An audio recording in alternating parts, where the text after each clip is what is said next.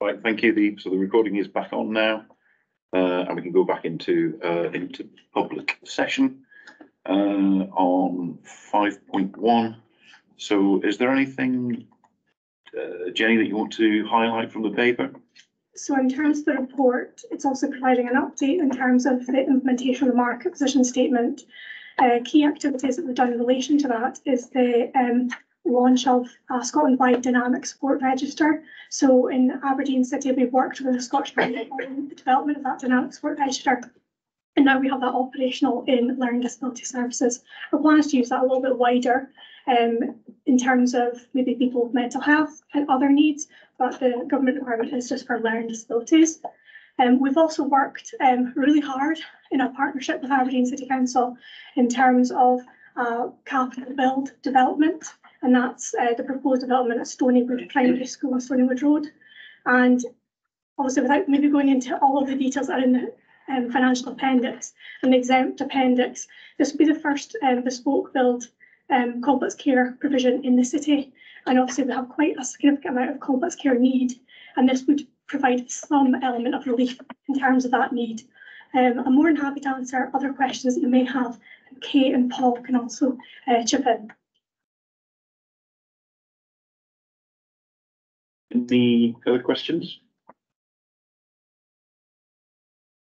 Alison?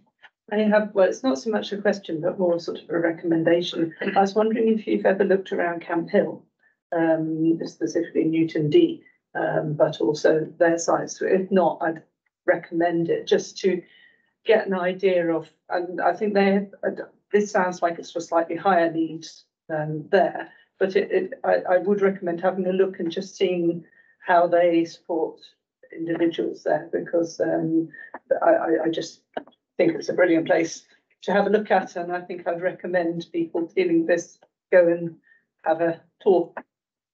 So Newton D and Camp Hill services are within the learning disability portfolio of work that we do. So we know those services very well. And what we have not done yet is went out to market for a care provider. When we do that, we might look around for best practice elsewhere. We've got our market position statement to guide us, and that tendering will be open to providers on our complex care framework, which is going to be refreshed later this year. Thanks for that. Any further comments, questions? June Brown? Thank you, John. Just to offer my support to this work. For many years I worked in learning disability services, and Aberdeen City certainly had a need and continues to have a need, so that individuals who have a level of complex needs can be live in their own communities and be supported locally. And it's fantastic to see this being developed and taken forward. So I'm really supportive of the paper going forward. Thank you. Thanks for that, June. Any further? Yes. Martin, sorry. Yes, I would also like to voice my support for the option which has been identified. It is a very thorough and detailed analysis that's gone into building the case for this complex care facility.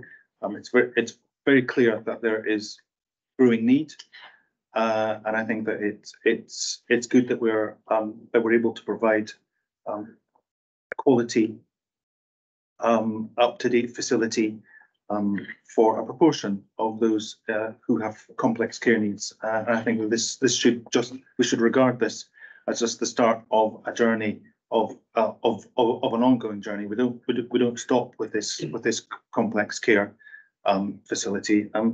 This is a welcome stage, and we're going to continue to do our best to meet those who have complex care needs, the individuals and their families. We're going to work as hard as we can to do so. Any further comments, questions? And then echo what Martin said and what Judah said. I think if you look at for example, if you look at the environmental spec on page 78 of the report, that tells you how complex this is.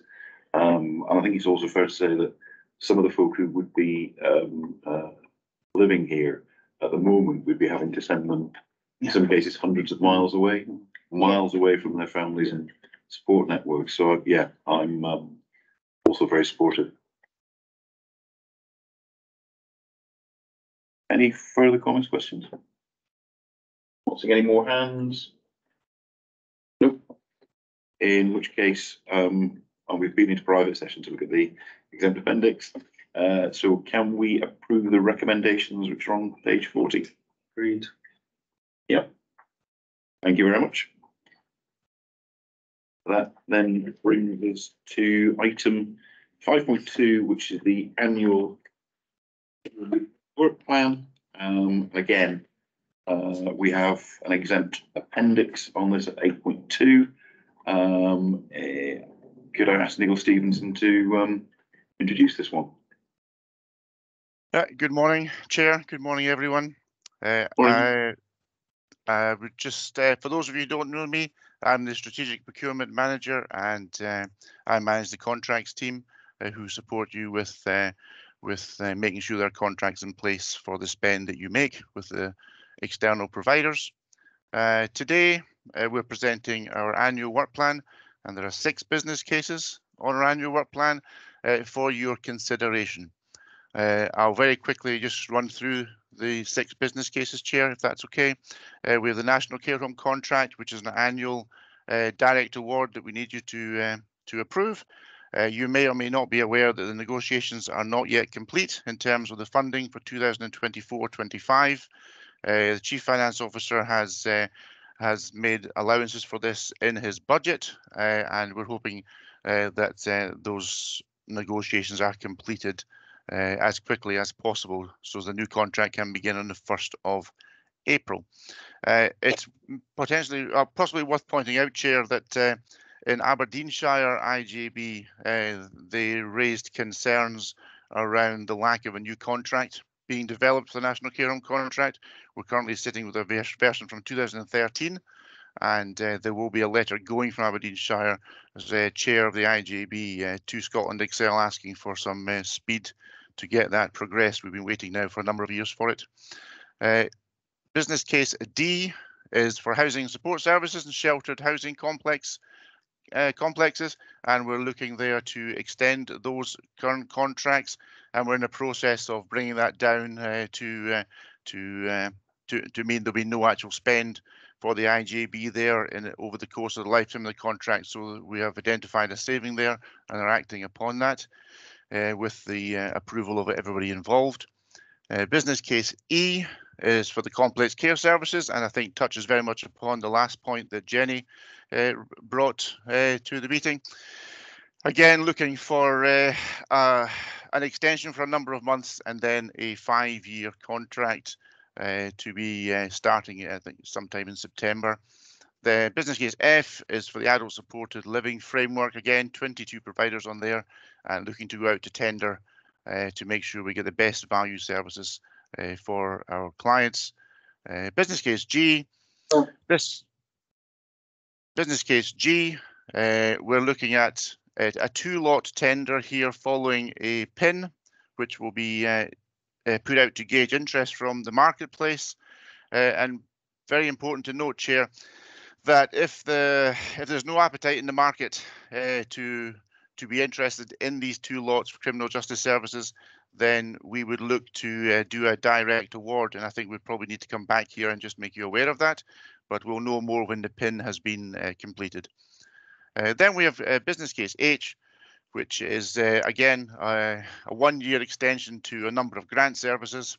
And I know Shona, who I can see in the room here, is keen to progress with a full review of all grants, but including these grants here, to determine if there's a better way of working together. Obviously, counselling is a very important aspect of services that are provided across Aberdeen City, and very much preventative. And yeah, I think there's a good bit of work to be done there, which we'll use over the course of that year.